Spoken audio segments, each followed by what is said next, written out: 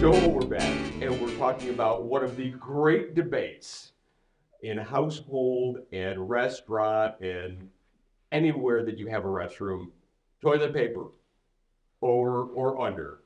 Let the war begin. I've never heard that argument. If I had only had $1, or because of inflation, if I had $1, I'd be retired by now, and I'm only 55. That question is asked all the time. And actually, last week, my sister text messaged me from her place of employment because they had questions about over or under. But before she asked me, they conducted their own in-house experiment. They had a toilet paper experiment. They had a toilet paper. That should be great. Let's hear it. So what they did is they have a double roll dispenser. They sit side by side and they're open, and it's general like household toilet paper like you have in your home. So they put one roll, having it go over, which is closest to the toilet, and then a roll going under, further away. Now, for those who are not clear, over means it's going to be Over the top. over the top. Under, it's going to be down the back. Along the back, along the dirty wall. I mean, along the wall. So they did that experiment for a little over a week, and about 3 to 1. They had to change the over roll 3 times more often than the under roll.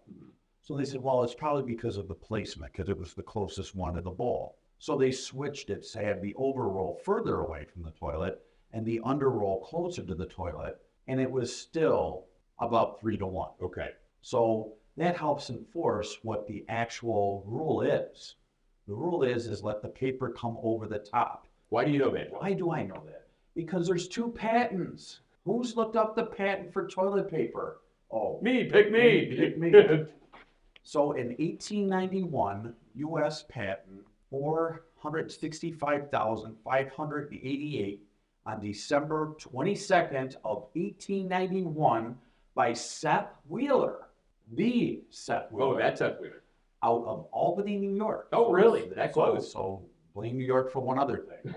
And the debate over under. And then and on the patent, it shows the direction of the terrible sheets that we use today. By that means they can be torn, and not that they're terrible. Right, it's so that they separate properly, and it shows the roll being attached on a device so that the roll is coming over the top. And he's actually the second person, but he's the one with the terrible sheets. Okay. The first U.S. patent happened in 1857, and that was by B. Joseph Guyette. Yes, that Guyette. That Joseph Guyette, yes. And it was listed on the U.S. patent as medicated paper for the water closet. And his name was actually written on every sheet so that people wouldn't forget that Mr. Guyette was the inventor of toilet paper. Or that he got crapped out a lot.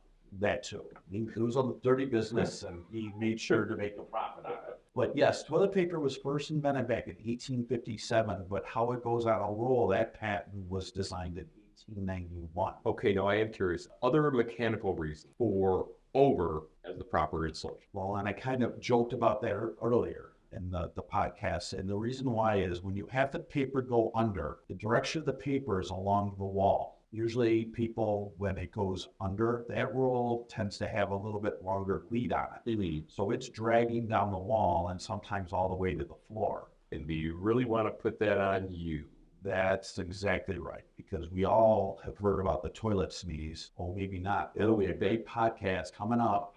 Toilet sneeze. We're going to need visuals for that one. With the toilet sneeze, every time you flush that toilet, stuff adheres to everything. The walls, the doors, or whatever. So as that toilet paper is going down the wall, it's picking off all of the materials that have been flushed into the air over the course of however long that paper's been exposed. We know that when there's topical issues on surfaces that create a food source for germs and bacteria, that paper touching that, you have transference from that to the paper and then to you. Okay. Ooh, this is a very personal topic. It's a little touchy.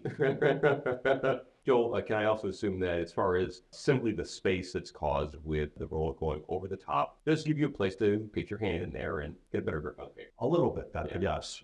And it also depends on the type of toilet paper dispenser that's in there, because there are also ones that have side Jumbo Junior or much larger type of toilet paper that's in there. But again, when you put those in there, they're supposed to be rolling over the top also. to help make it so it tears on the perforations that are generated by the dispenser itself. These are just crappy topics. I'm sorry. I cannot wait to see the comments on this one. This should be fun. So, Joel, thank you for clarifying the correct way to install a toilet paper roll and why. And Stacy, thank you for reaching out to me. I told you I'd bring this up on my next podcast. Thank you, Stacy.